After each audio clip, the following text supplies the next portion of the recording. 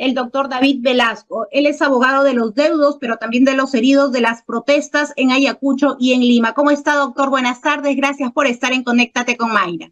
Buenas tardes, señorita periodista Mayra, y a los que asisten a su programa de Conéctate con Mayra.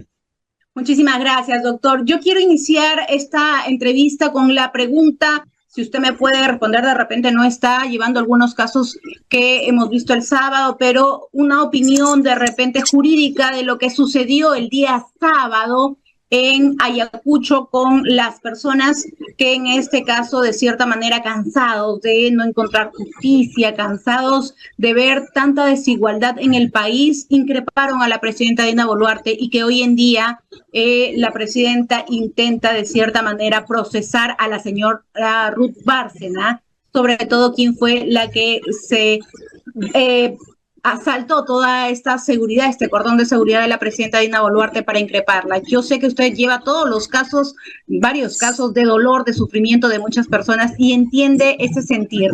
Por eso le hago esta pregunta, que me gustaría la conteste jurídicamente, pero también como persona, porque comparte el sentimiento que tienen estas personas. Sí, señorita Mayra, para que no haya lugar a interpretaciones equivocadas, yo pertenezco a una organización que se llama Fundación Ecuménica para el Desarrollo y la Paz, FEDEPAZ.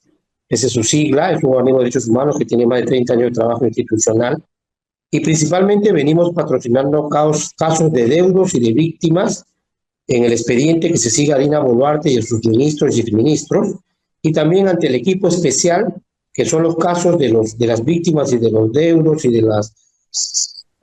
de los familiares de personas que fueron agraviadas y asesinadas en la región de Juliaca, en Puno y Macusani, y también en la ciudad de Lima. Sin duda alguna, señorita periodista, por supuesto, le puedo dar una opinión jurídica, pero antes que darle una opinión jurídica hay que reconocer que todos somos seres humanos, ¿no?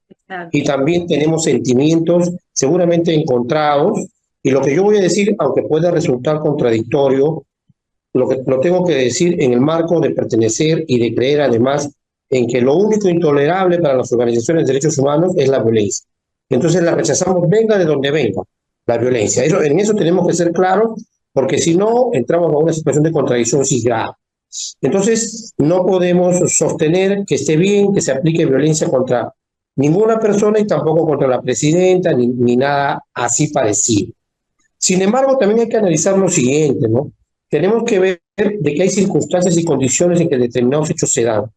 ¿Cómo no puede ser indignante y cómo no puede ser comprensible que una persona viuda, ¿no?, de su esposo, digamos, fallecido, asesinado durante las protestas sociales, cómo no puede ser indignante que haya pasado un año y no haya siquiera un atisbo de avance en la lucha contra la impunidad por este caso de asesinato?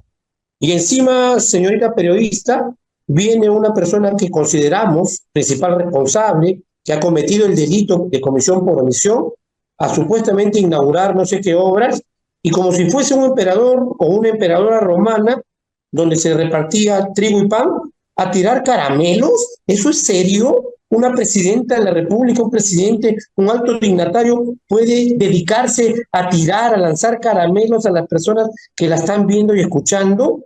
Vivimos en el país situaciones realmente graves, con una inflación alta, con una situación, un subempleo, una falta de empleo realmente preocupante, y nosotros nos vamos a dedicar a ver a una presidenta que está tirando caramelos. ¿Qué puede pensar un ser humano cuyo familiar ha sido asesinado en los términos como ya lo conocemos, y que tiene enfrente a la que considera la principal responsable de estos hechos, y no exigirle, como lo dijo la señora Ruth, aquí estoy, dime, ¿qué estás haciendo en la lucha contra la impunidad por mi caso, no? Entonces hay que tener también comprensión sobre las circunstancias. Y por último, señorita periodista, sobre esta pregunta, habría que analizar, efectivamente la jaló, ella la tomó efectivamente, pero quien termina jalando a todos son los efectivos policiales, que en su desesperación por apartarla, la jalan a ella y la jalan también a la presidenta de la República.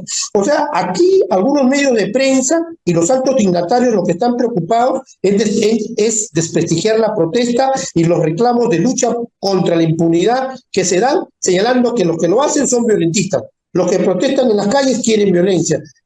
Imagínense, la ministra de Cultura diciendo, pero está bien, vamos a conversar, queremos conversar, pero ¿qué es eso de plantear demandas políticas? ¿Y por qué no vamos a plantear demandas políticas? Si todos son demandas políticas. La pedida de mayor empleo, el pedido de que no haya impunidad, todos son demandas de tipo político, también, no únicamente. Entonces, la ministra de Cultura hablando barbaridades, una de nuestras principales dignatarias, con el único objeto de desprestigiar la protesta que en este momento hacía la señora Ruth. Entonces, analicemos bien los hechos. Ahí están los videos, yo no estoy inventando.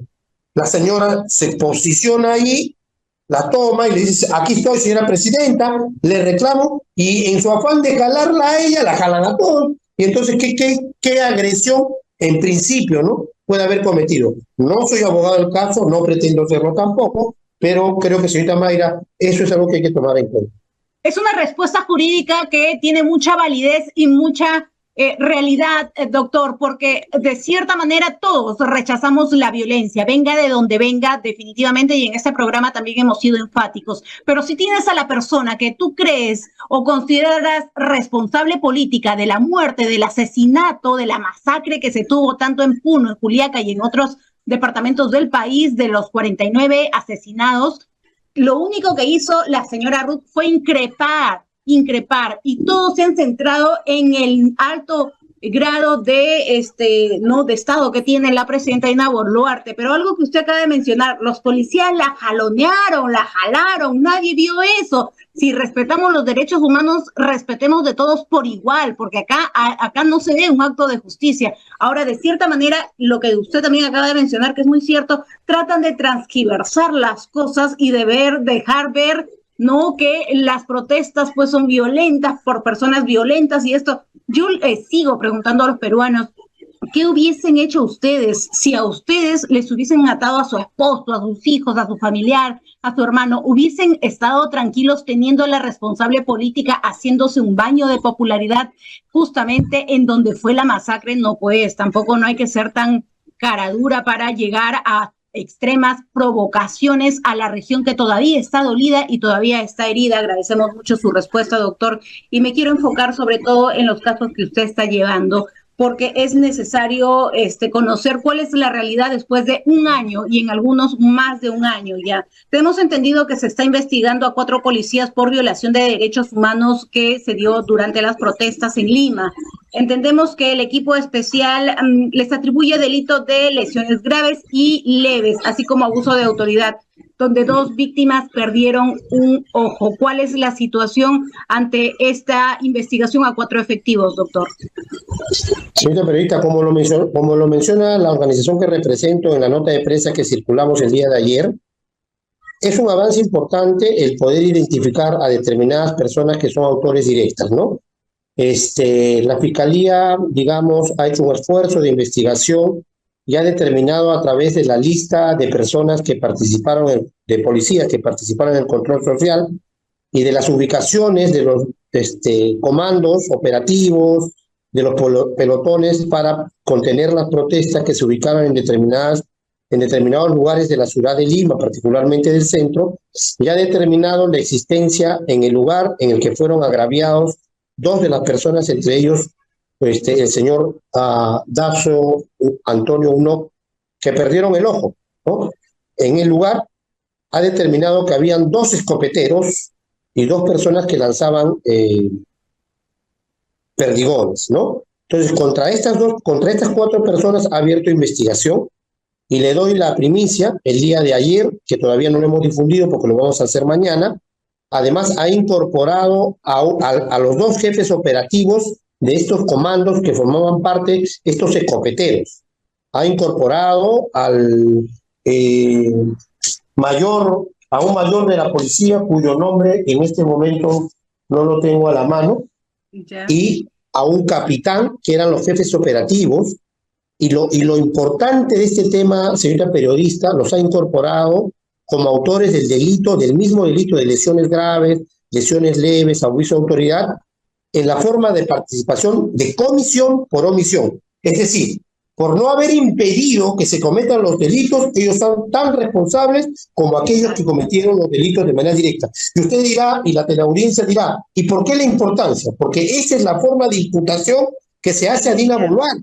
Y ahí preciso, señorita periodista, que no solamente es la responsable política, nosotros creemos firmemente que es la responsable penal. ¿De qué manera? Porque van a decir, pero ¿acaso la presidenta fue, dijo disparo? No.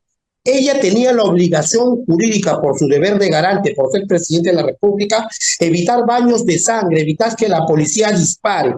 Y como no evitó, la ley penal la hace responsable, como lo está haciendo ahora esta Fiscalía de Lima, el equipo especial, que dice que ciertamente eran comandantes operativos, no estaban en el lugar de los hechos, pero tenían el poder y el deber de evitar que estos escopeteros disparen. Igual, de la misma forma, Dina Boluarte, la presidenta de la República, tenía el deber de evitar que la represión se dé en términos brutales y criminales como se dio. Y lo otro importante de esta nota de prensa es que además la Fiscalía está reconociendo que estos hechos se han dado en un contexto de grave violación de los derechos humanos. Esto es fundamental porque el derecho internacional de los derechos humanos, la actitud y la actividad del Estado tiene una especial gravedad porque se está vulnerando violaciones, o sea, no son hechos aislados, que un policía porque disparó, porque estuvo ebrio, porque tomó una mala decisión, no, sino que aquí hubo una decisión estatal de causar perjuicio a la vida, a la libertad, a la integridad de las personas que fueron asesinadas y que fueron gravemente heridas, como estas dos personas que en Lima perdieron un ojo y ya se ha identificado a 4 y le estoy dando la primicia que hay 2 más identificados a través de la figura de la comisión por omisión.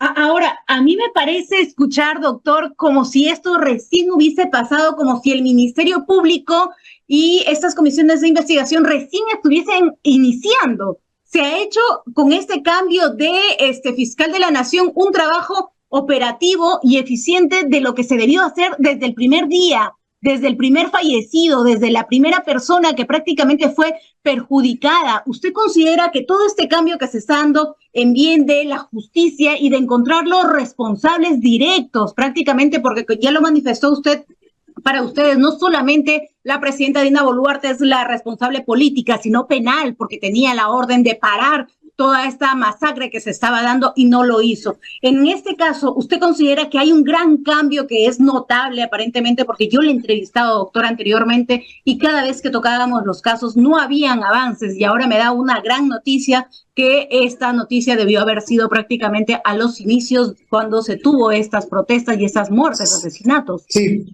precisamente el día de ayer señalábamos en nuestra nota de prensa de que era un avance importante, ¿no? El establecer qué personas pudieron ser, el establecer que estos hechos se dieron en un contexto de grave violación de derechos humanos.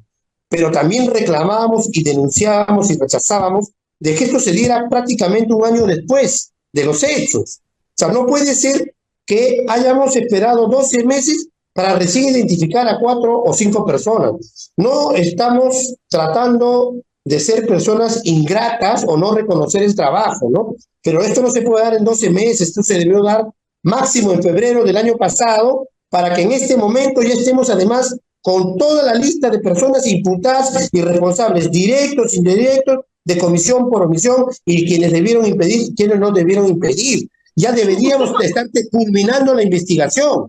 Claro, ¿usted considera que la presencia de la ex fiscal Patricia Benavides tuvo mucho que ver en el retraso o en la no investigación justamente de estos casos, porque se da en el marco de que ella sale de la Fiscalía de la Nación para poder prácticamente con nuevos equipos y nuevos fiscales entrar en estas investigaciones de manera eficiente?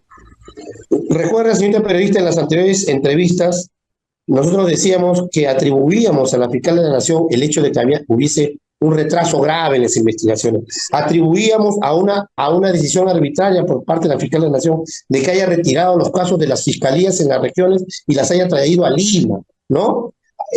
Rechazábamos el hecho de que constantemente la fiscal coordinadora Marena, que ahora sabíamos que era de su entorno de confianza de la fiscal de la Nación, cada mes cambiaba de fiscales, entonces nadie podía avanzar nada, porque el fiscal que entraba recién tenía que empaparse, y cuando ya estaba empapando del caso, otra vez iba a ser cambiado, ¿no? Y resulta que ahora se va la fiscal de la Nación y empiezan los avances significativos en la investigación. Nosotros creemos que sí, que hay algo o mucho que ver de parte de la fiscal de la Nación Benavides en el atraso de estas investigaciones. O que no permitió las investigaciones también, porque vemos también, doctor, y esto es importante mencionar, porque ahora se está dando ya una investigación real, pero también hay otros casos, por ejemplo, de grados de militares que han sido ascendidos, que han sido responsables directo prácticamente de muchas matanzas, tanto en Ayacucho como en Juliaca. En este aspecto político, porque ya es un aspecto político, ¿qué podría decirnos o qué panorama le da el ascenso de estos generales? Bueno, hay un mensaje claro a la alta oficialidad y también a los subalternos de las Fuerzas Armadas y Fuerzas Policiales de que no hay problema de que hagan lo que quieran, de que cometan graves violaciones de derechos humanos, porque va a haber un manto de impunidad que los va a cubrir, pero no solamente eso, sino que van a ser premiados, entre comillas, porque van a ser enviados como agregados militares o policiales en embajadas en otros países con jugosos sueldos que en buena práctica significan ascenso económico y probablemente también ascenso en su carrera militar. Así es, prácticamente premiándolos por haber sido parte de esta masacre y de esta matanza. Intenta prácticamente la presidenta decir que ella, la versión que ella da, o políticamente el premier ha dado últimamente, es que le dieron a la fiscal de la Nación un gran presupuesto para que ayuden con las investigaciones, porque ellos son los primeros que quieren esclarecer. Pero justamente cuando le toca declarar a la presidenta Dina Boluarte, se queda en silencio. ¿Ese es un avance? ¿Ese es un gran paso por parte de ella para ayudar a esclarecer todos estos casos? Señorita periodista, precisamente eso lo iba a decir, ¿no? O sea, usted tiene enfrente a la persona que le dice a la Comisión Interamericana: yo, presidenta, voy a colaborar con las investigaciones, vamos a dar todos los medios. Y sin embargo, no ha hecho nada. El 27 de septiembre, que era su segunda declaración, simplemente fue y dijo: voy a guardar silencio. ¿Eso es colaborar? Y la tengo enfrente después de un año y veo que hay impunidad. ¿Acaso no es razón para increparle? Porque además, increpar es una conducta humana no necesariamente violenta. Increpar significa reclamar, exigir. Y ojo, los funcionarios del Estado, partiendo por la Presidenta de la República, están al servicio de los ciudadanos. Y el ciudadano puede exigir que ese servicio se traduzca en no impunidad en la investigación por el asesinato de su esposo. A estas alturas, ¿usted cree que todo va a dar un giro totalmente en favor de la justicia y de la legalidad que no se ha tenido todo este tiempo con este cambio de fiscal de la Nación, doctor?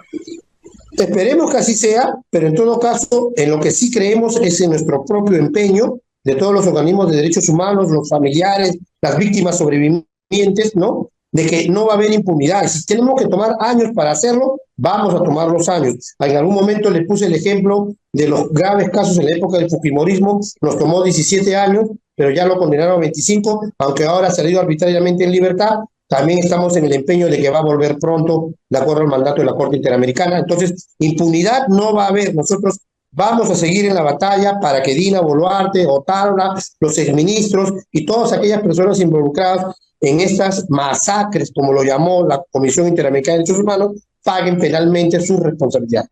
Me gustaría conocer a grosso modo, doctor, los casos que usted está llevando de los heridos, porque hemos hablado, sí, de las 49 personas o 50, ya me mencionaron, que han sido asesinadas, masacradas, no con ejecuciones extrajudiciales, como dicen los informes. Pero ¿qué pasa con los heridos? También hay personas que han quedado de cierta manera discapacitadas para trabajar, para hacer sus labores y que van a llevar así de por vida esta situación y esta condición. ¿Cuáles son los casos que usted está llevando o los casos más emblemáticos que usted conoce de las personas heridas que han sufrido en estas protestas?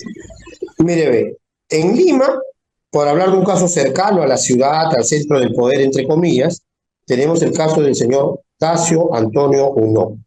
El señor tiene alrededor de 27, 28 años y estaba, sí, efectivamente en las protestas, ejerciendo su derecho a protestar legítimamente, como también las personas que no desean protestar pueden proceder de esa manera y es legítimo que lo hagan, pero él estaba protestando. En ningún momento se observa que haya realizado algún tipo de violencia, porque se han visualizado los videos donde se observa a él sus movimientos, ¿no? Y sin embargo, le cayó una bomba lacrimógena y le ha hecho perder el ojo. Le causó una grave fractura, ¿no? En la órbita ocular, en el hueso de la cara derecha, el ojo derecho, y le ha hecho perder el ojo. Una persona joven que prácticamente lo ha hecho incurrir en una situación de discapacidad. Pero ese es el daño físico, y el daño psicológico, el miedo, el temor, ¿no? La recurrencia en sus temores y pesares, la necesidad de ser rehabilitado, porque no es lo mismo vivir con dos ojos que utilizar un solo ojo, ¿no? Doctor, estas personas que han sido heridas, que están siendo tratadas de cierta manera, ¿están teniendo algún apoyo, algún respaldo por parte del gobierno? ¿O alguna indemnización? Señorita periodista, en la audiencia temática convocada por la Comisión Interamericana de Derechos Humanos el 10 de noviembre, 3 representantes de Juliaca, el presidente de la asociación, el señor Samillán, y otros 2 representantes del Nahual y Ayacucho le dijeron en su cara al ministro y a los representantes del Estado peruano que era falso lo que estaban diciendo en ese momento ante la Comisión Interamericana, diciendo que les estaban llevando a cabo tratamientos médicos, psicológicos, que les habían dado becas de estudio, absolutamente en su cara, de manera directa, y por dijeron, eso es falso, yo soy un herido, y se levantó el polo para enseñar el abdomen, uno de los heridos de Ayacucho, que presentaba un corte de alrededor de 45 centímetros, que le habían cosido, le había caído un fal que gracias a Dios ha sobrevivido, ¿no? Digo, a mí nadie me está curando, es mi familia y mis vecinos lo que hacen colectas y actividades para que me den tratamiento. El SIS no funciona y tampoco hay partidas especiales dedicadas para las víctimas de las manifestaciones que el Estado haya dirigido para tratar o dar tratamientos médicos. Educación, yo no recibí ningún tipo de educación y tampoco he recibido esta contribución que se aprobó por fallecidos y por heridos por parte del Estado. Entonces, no hay atención estatal en esta materia y la Comisión Interamericana tomó nota de esta circunstancia. ¿Y hay algún tipo de pedido de indemnización para esas personas que están quedando prácticamente con cierta discapacidad para hacer sus labores diarias? Bueno, el Estado tengo entendido que atendió a algunas personas, unas 100, tal vez menos personas, y les dio un apoyo económico. No era una indemnización, sino un apoyo económico. Pero no ha llegado a todos. Y además 20.000 soles se lo gastan en un tratamiento de un mes o mes y medio. 20.000 soles con tantas cosas y tan caro que está la salud. En un mes y medio, de verdad, en el mejor de los casos se lo gastan, ¿no? Y no porque 1.000 personas, doctor, hay más de 1.000 casos de personas que han quedado heridas. Así es. Incluso en esta misma investigación, por ejemplo, mi patrocinado, Dacio Antonio Uno, no ha recibido nada. Y la propia Fiscalía ha oficiado al Ministerio de Justicia diciendo qué fue de esos apoyos económicos que el señor Dacio no ha recibido. Y si no ha recibido, ¿cómo lo puede recibir? Bueno, al final, a nada algo es algo, ¿no? La propia Fiscalía se está preocupando de exigirle al Ministerio de Justicia que vea el caso del señor Antonio y de otras personas más en esta investigación en Lima. Ahora hay un cambio totalmente desde que salió la ex fiscal Patricia Benavides en estos casos de las protestas de las personas que han sido asesinadas y de los heridos. Esperemos que la justicia llegue, porque hay un dicho, la justicia tarda pero llega, y los responsables políticos y penales tienen que pagar, como todos los peruanos que tienen que pagar las cuentas. Hay muchos presos que están prácticamente, y muchos de ellos, y usted conocerá los casos, inocentemente en la cárcel, pagando prisión. Y hay otros que están con saco y corbata, caminando todos los días y dando entrevistas. Doctor, ha sido un gusto tenerlo como siempre. Muchísimas gracias por esta entrevista. A usted, señorita Mari, muchas gracias.